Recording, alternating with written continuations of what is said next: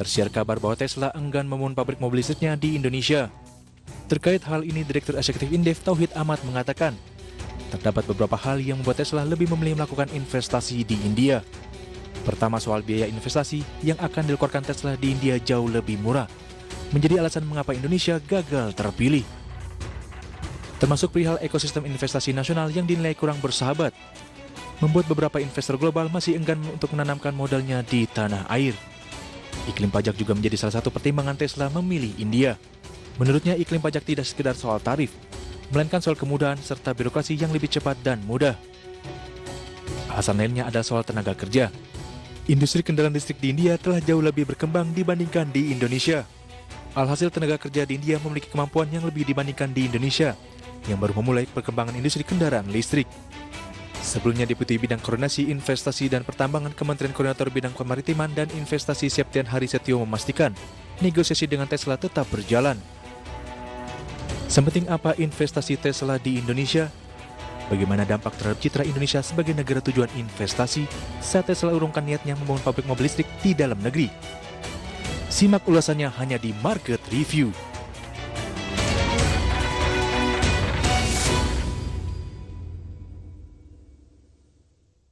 Ya, pemirsa, di Market Review kali ini kita akan membahas topik yang menarik, investasi Tesla bukan segalanya. Kita akan berbincang bersama dengan Bapak Yusuf Fendi yang merupakan ekonom core Indonesia. Saat ini kami sudah terhubung melalui via Zoom. Kita akan langsung sapa saja. Selamat pagi, Pak Yusuf Fendi. Apa kabar, Pak? Selamat pagi, Mas David. Kabar baik. Terima kasih Pak Yusuf sudah meluangkan waktu di IDX Channel.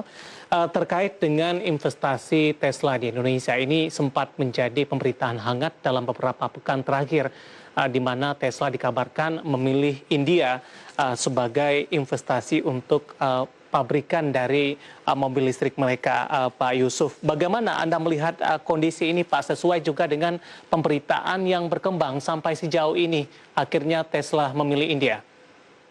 Iya, kalau kita melihat dari isu masuknya Tesla ke Indonesia, memang saya melihatnya agak overrated gitu ya. Artinya terlalu dibesar-besarkan. Saya kira isu masuknya investasi Tesla ini muncul ketika pertama kali terlantiknya Presiden Joe Biden di November tahun lalu, dan ini kemudian membuka harapan masuknya investasi dari Amerika Serikat ketika itu gitu. Dan di saat yang bersamaan, Indonesia yang mempunyai cadangan nikel yang merupakan salah satu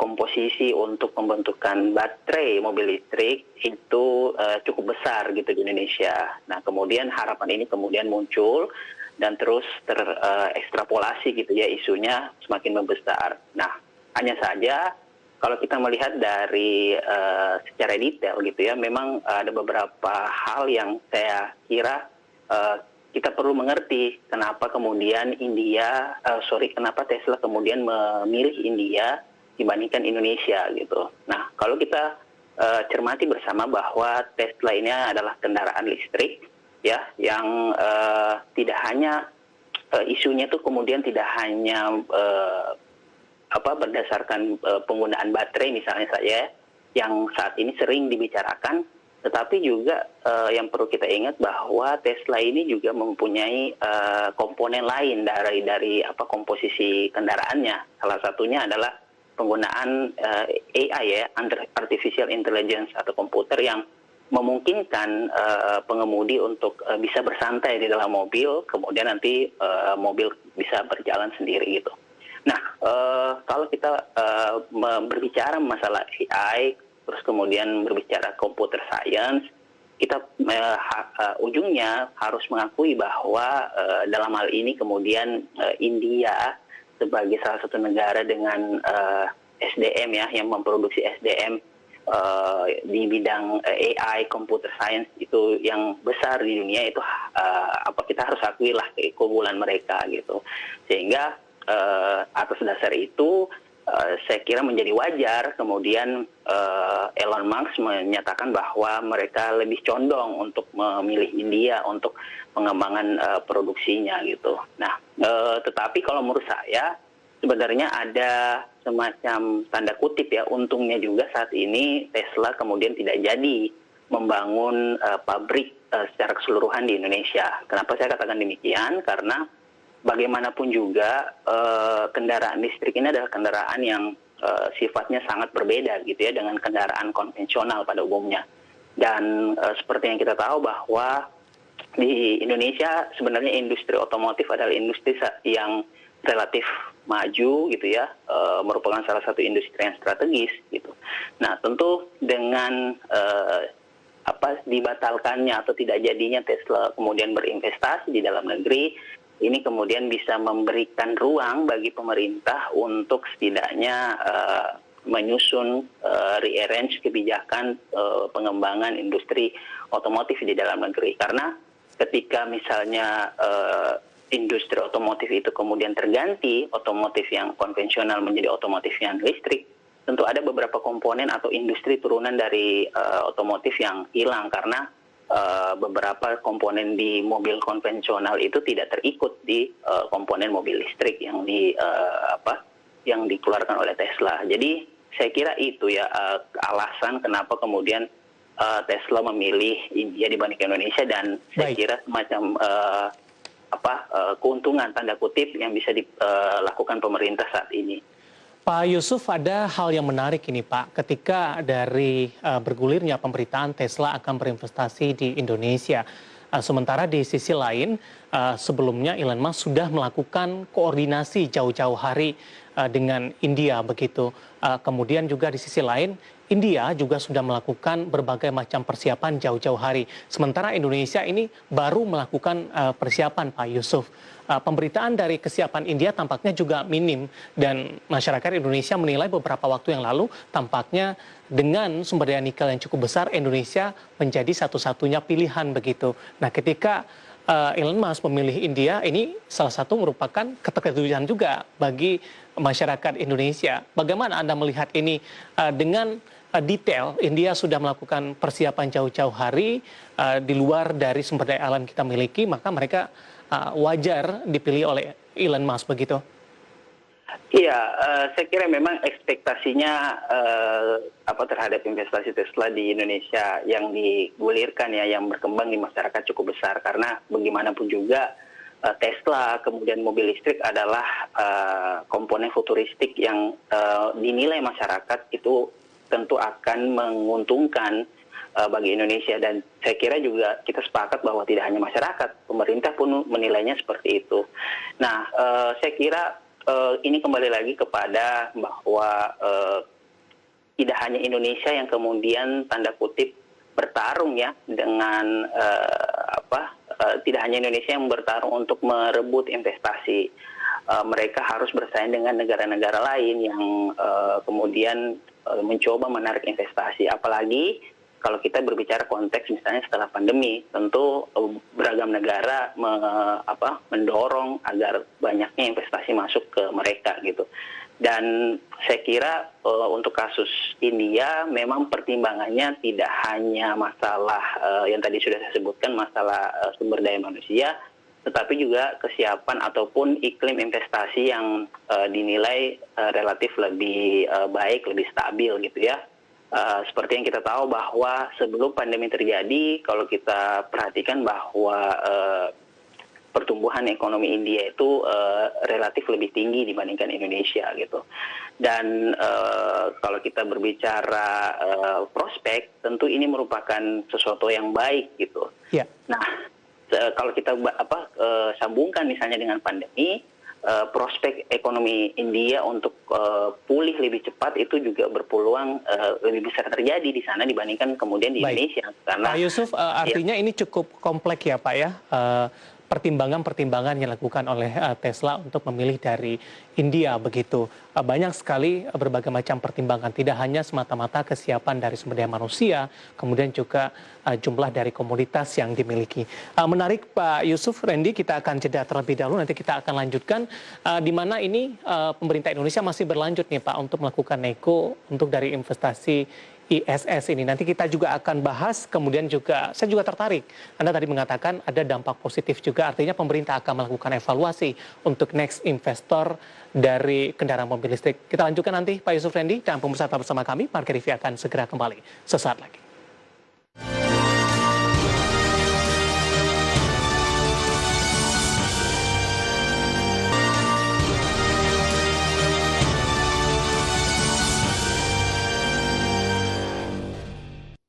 Masih di Market Review dan kita masih berbincang membahas investasi Tesla bukan segalanya dalam tanda tanya dalam hal ini. Dan sebelum kita lanjutkan perbincangan pemirsa, tim redaksi kami sudah merangkum berbagai informasi grafis dan mungkin saja bisa menjadi salah satu referensi untuk Anda. Langsung saja kita ke grafis yang pertama, faktor penyebab Tesla enggan investasi pabrik mobil listrik di Indonesia. Tadi pun beberapa poin juga sudah sempat kita singgung bersama dengan Bapak Yusuf Rendy. Biaya investasi yang akan dikeluarkan Tesla di India jauh lebih murah. Kemudian ekosistem investasi nasional yang dinilai kurang bersahabat membuat beberapa investor global masih enggan untuk menanamkan modalnya di tanah air. Pajak di India jauh lebih baik dibandingkan Indonesia. Kemudian industri kendaraan listrik di India telah jauh lebih berkembang dibandingkan Indonesia. Nah, ini juga tadi sempat kita singgung pemirsa. Tenaga kerja di India memiliki kemampuan yang lebih dibandingkan di Indonesia yang baru memulai pengembangan industri kendaraan listrik. Kita beralih ke grafis selanjutnya. Kita akan coba lihat grafis dari pernyataan Bapak Archandra Tahar, mantan Wakil Menteri SDM, menyatakan kalau Tesla ingin mengembangkan teknologi senternya keluar Amerika Serikat, tentu harus yang ekosistemnya mendekati Silicon Valley, di mana ada dua kota yang mendekati, yakni ada Bangalore di India dan Tel Aviv di Israel. Ini tampaknya juga cukup menguatkan pernyataan dari Bapak Archandra Tahar kenapa Tesla lebih memilih India dibandingkan dengan Indonesia. Kita beralih ke grafis selanjutnya, kita akan coba lihat ragam investasi terkait mobil listrik di Indonesia, pemirsa. Dapat Anda saksikan juga di layar televisi Anda, ada LG, Honda, kemudian juga ada CATL, kemudian juga ada Hyundai, kemudian juga ada Toyota ini. Ini ragam investasi terkait mobil listrik di Indonesia, pemirsa. Dapat Anda saksikan juga di layar televisi Anda. Ya, itu tadi beberapa informasi grafis yang berhasil dihimpun oleh tim redaksi kami dan semoga bisa menjadi salah satu referensi untuk Anda. Kita lanjutkan kembali perbincangan bersama dengan Bapak Yusuf Rendy, Ekonom Core Indonesia. Pak Yusuf, kita lanjutkan kembali, Pak. Halo, Pak. Ya, halo. Ya, kita lanjutkan kembali. Pak Yusuf, di luar dari investasi kendaraan listrik untuk Tesla, sampai saat ini pemerintah menyatakan lobby ini masih terus berlanjut, Pak. Tapi lebih kepada ISS ini, masih nego atau masih ada tahap negosiasi dengan pihak Tesla. Bagaimana Anda melihat peluangnya dalam hal ini kalau kita melihat dari pengalaman sebelumnya, Pak? Iya, kalau berbicara negosiasi, saya kira memang peluangnya masih cukup besar kalau saya katakan demikian, karena saat ini Indonesia selain bisa tanda kutip menjual ketersediaan ya baterai misalnya, Indonesia juga bisa menjual beragam program kebijakan yang sudah dan baru dikeluarkan, misalnya masalah Undang-Undang Cipta Tenaga Kerja, kemudian insentif pajak, bahkan beberapa waktu yang lalu juga ada daftar positif investasi. Saya kira ini bisa menjadi semacam amunisi tambahan bagi pemerintah ketika melakukan negosiasi gitu ya. Tentu kita akan tunggu bagaimana prosesnya, tetapi kalau melihat dari peluang, saya kira memang peluangnya tetap ada. Dan sebenarnya kalau kita berbicara secara keseluruhan, memang pemerintah tidak perlu juga untuk ngotot agar investasi full bagi Tesla itu bisa masuk ke Indonesia. Kita bisa misalnya menegosiasikan untuk beberapa komponen kita yang olah gitu ya, Indonesia yang olah, seperti misalnya baterai, kemudian komponen yang lain. Saya kira ini yang bisa kemudian menambah pertimbangan pemerintah ke Tesla nantinya. Baik, meskipun dari sisi jenis investasi berbeda dari investasi sebelumnya yang diusulkan Pak Yusuf, kemudian kita juga dari sisi geografis, masyarakat, kemudian juga kekuatan sumber daya manusia berbeda dengan India, begitu. Apakah perlu pemerintah Indonesia melakukan evaluasi atau mungkin mempelajari apa sih sebenarnya yang ada kekuatannya di India yang mungkin beberapa poin tertentu bisa diterapkan juga di Indonesia yang makin menambah amunisi bagi pemerintah dalam negosiasi dengan Tesla. Iya, saya kira memang salah satu kebijakan jangka panjang ya kalau kita ingin membandingkan kapasitas Indonesia dengan India adalah kebijakan sumber daya manusia. Saya kira ini memang perjalanannya panjang, tetapi kalau seandainya di masa-masa yang mendatang Indonesia ingin berharap kepada investasi yang punya nilai tambah yang tinggi seperti Tesla, maka pengembangan atau peningkatan sumber daya manusia itu menjadi hal yang kemudian susah untuk ditawar gitu. Karena bagaimanapun juga kebutuhan untuk peningkatan atau engineering ya untuk kapasitas mobil futuristik itu memang tidak ringan, dan salah satu tambahan amunisi untuk sumber daya manusia itu untuk meningkatkan kapasitasnya gitu. Di sisi lain saya kira Indonesia yang tengah bernegosiasi dengan Tesla juga perlu bisa menjual kapasitas misalnya untuk prospek ekonomi di tahun ini. Pemerintah sudah sering mengatakan bahwa akan optimis bahwa pertumbuhan ekonomi akan kembali ke level positif. Jadi saya kira ini juga kemudian bisa menjanjikan, karena bagaimanapun juga Indonesia punya pasar yang relatif lebih besar, dan ini saya kira kurang lebih sama dengan India ya, yang juga punya pasar yang besar. Jadi saya kira itu yang kemudian bisa dibawa pemerintah ke pemerintah India. Selain itu juga mungkin mendorong pembangunan infrastruktur untuk pengisian bahan bakar listrik, istilahnya seperti itu. Jadi ini yang kemudian SPKLU ya Pak Yusuf ya? Iya betul.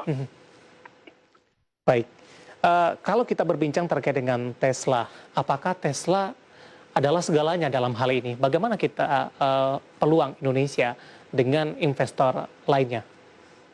Ya, kalau berbicara investasi selain Tesla, selain mobil listrik, saya kira cukup potensial ya. Apalagi kalau kita melihat di tahun lalu, secara mengejutkan justru di tengah pandemi pemerintah bisa meningkatkan investasi. Target yang dicapai itu cukup tinggi, meskipun sebelumnya banyak kemudian pengamat yang skeptis bahwa target investasi itu bisa dicapai. Saya kira ini apresiasi yang kita perlu berikan kepada pemerintah yang tengah bisa mendorong investasi. Dan kalau kita lihat dari komponen investasi yang masuk, saya kira ada beberapa hal yang menarik gitu ya, karena investasi di bidang manufaktur, khususnya manufaktur untuk produk tembaga, kemudian produk-produk turunan seperti tadi nikel itu mengalami peningkatan yang cukup signifikan. Saya kira ini adalah buah dari kebijakan pemerintah yang melarang produk ekspor nikel secara mentah, harus diolah dulu di dalam negeri. Ini yang kemudian terlihat dari investasi di 2020 kemarin. Jadi kalau berbicara prospek, saya kira di tahun ini masih banyak yang bisa ditarik gitu ya. Apalagi kalau kita lihat bahwa ada momentum di tahun lalu industri manufaktur itu kemudian bisa tumbuh jumlah investasinya dibandingkan jasa.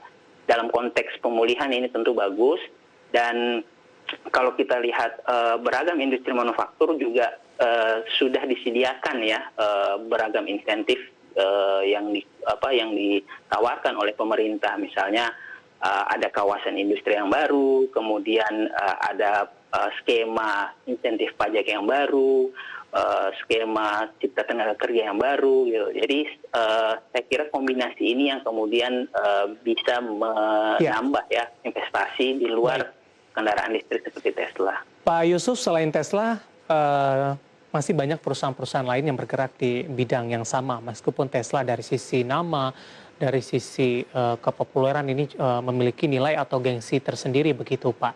Bagaimana Anda melihat peluang dari investor lainnya selain Tesla untuk masuk ke Indonesia? Ada kekhawatiran tidak Pak Yusuf ketika Tesla lebih memilih daripada India, ini juga akan menjadi pertimbangan juga nantinya bagi investor lain selain Tesla yang akan masuk ke Indonesia, akan menjadi catatan tersendiri kan nanti Pak? Ya, saya pikir sebenarnya menarik investasi baru itu adalah good point, adalah satu poin terpisah dengan mempertahankan investasi yang sudah ada. Artinya apa? Saya kira selain Tesla dan Amerika Serikat, kita punya negara lain yang saat ini masih menjadi penyumbang atau pemberi investasi terbesar di dalam negeri, seperti misalnya Jepang dan Cina. Khusus untuk Jepang, kita mengetahui bahwa investasi untuk kendaraan otomotif di Jepang di Indonesia itu sudah berlangsung cukup lama gitu ya.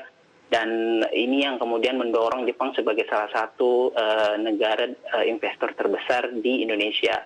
Dan saya kira dengan makin banyaknya tren perubahan switch dari mobil konvensional ke mobil listrik, ini yang saya kira bisa dinegosiasikan dengan Jepang misalnya. Karena kalau kita lihat sebenarnya di Indonesia saat ini, Jepang juga sudah mulai mengeluarkan beberapa program mobil listrik, walaupun bukan mobil listrik secara umum gitu ya, masih sifatnya hybrid. Jadi komponennya tuh campur antara mobil konvensional dan mobil listrik. Dan dengan kapasitas dan pengalaman yang panjang yang dilakukan oleh Jepang, saya kira ini kemudian bisa menambah ya kapasitas investasi khususnya dari Jepang ke kendaraan otomotif yang jenisnya lebih baru gitu. Dan terkait kekhawatiran, saya melihatnya sebenarnya tidak demikian, karena untuk beragam investasi tentu investor punya pertimbangan sendiri-sendiri gitu ya. Artinya ketika berbicara kendaraan listrik, ya tentu mungkin kita harus akui India. Tetapi kalau misalnya berbicara yang misalnya padat karya gitu ya, kita punya sumber daya manusia yang besar, misalnya industri manufaktur, ini saya kira kita tidak kalah daya saingnya lah dengan negara-negara lain. Pak Yusuf Rendy, kita masih punya satu segmen lagi. Kita akan jeda terlebih dahulu, nanti kita akan lanjutkan di segmen selanjutnya. Nanti kita akan coba bahas apakah posisi saat ini akan mempengaruhi dari tahapan-tahapan persiapan Indonesia untuk mendirikan ekosistem kendaraan listrik. Kemudian ketika ini sudah berjalan nantinya, bagaimana dampaknya terhadap ekonomi, investasi dari energi yang sebelumnya tidak bisa diperbarui menjadi energi yang bisa baru dan terbarukan. Nanti kita akan lanjutkan pada pemirsa bersama kami. Margaret V akan segera kembali sesaat lagi.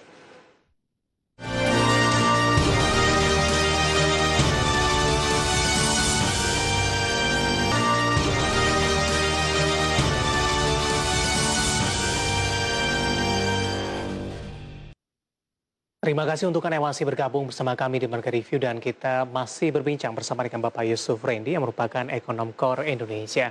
Pak Yusuf Rendy, kita lanjutkan kembali, Pak. Ya. Ya, Pak Yusuf Rendy, kalau kita membahas roadmap jangka panjang ekosistem kendaraan listrik di Indonesia, bagaimana Anda melihat dampaknya ketika skenario ini berjalan dengan baik, begitu tahapan-tahapan sesuai dengan yang direncanakan, dampak terhadap ekonomi Indonesia ke depannya, Pak, yang saat ini masih bergantung kepada komoditas begitu, kemudian juga masih bergantung kepada energi bahan bakar fosil dalam hal ini, Pak Yusuf Rendy.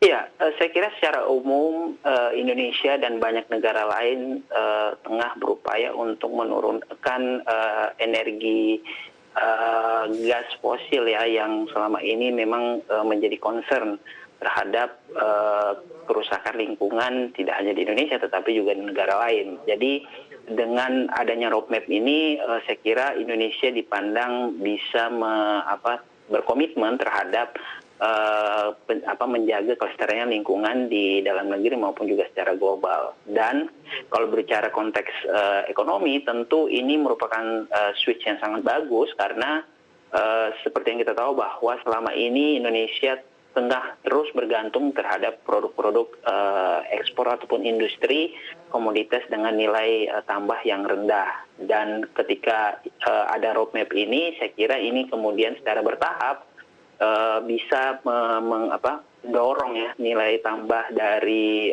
ekonomi Indonesia.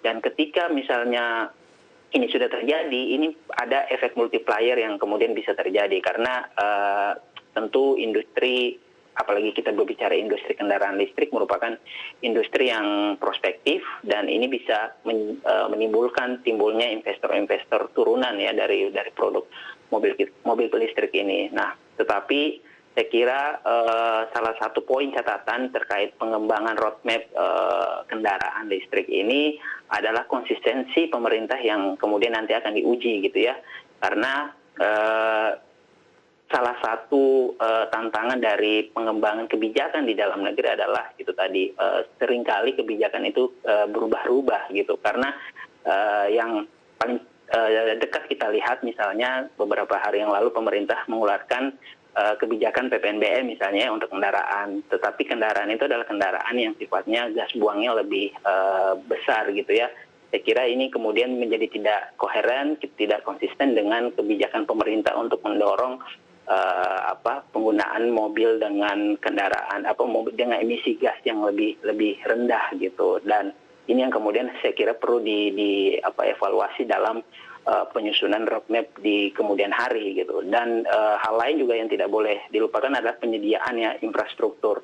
Saya kira saat ini memang sudah banyak beberapa titik-titik pengisian, tetapi perlu dilihat lagi apakah titik pengisian ini kemudian sudah proporsional dengan nilai ataupun jumlah kendaraan yang ada gitu. Jangan sampai misalnya niat untuk kemudian mendorong kendaraan listrik tidak diimbangi dengan infrastruktur yang memadai. Jadi saya kira itu poin penting dari penyusunan dari roadmap ini.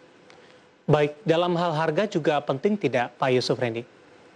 Ya, kalau masalah harga saya kira beberapa tahun terakhir ini pemerintah mengeluarkan ya khususnya instrumen pajak barang mewah untuk kendaraan yang dengan emisi gas yang lebih rendah seperti kendaraan listrik gitu. Jadi saya kira dukungan pemerintah ini kemudian yang akan mendorong gitu ya untuk terbentuknya harga di kemudian hari untuk kendaraan listrik. Tetapi ada satu hal lagi yang kemudian saya miss untuk sampaikan bahwa diskusi terkait mobil listrik ini seringkali juga melupakan bahwa Indonesia juga harus mendorong ya penggunaan kendaraan atau transportasi publik gitu. Jangan sampai misalnya kendaraan ini mobil listrik hanya mengganti masalah lama dengan masalah baru. Artinya yang tadinya macet-macetan dengan kendaraan konvensional sekarang kemudian nanti ke macet-macetan dengan kendaraan listrik. Jadi itu juga yang saya kira tidak boleh dilupakan.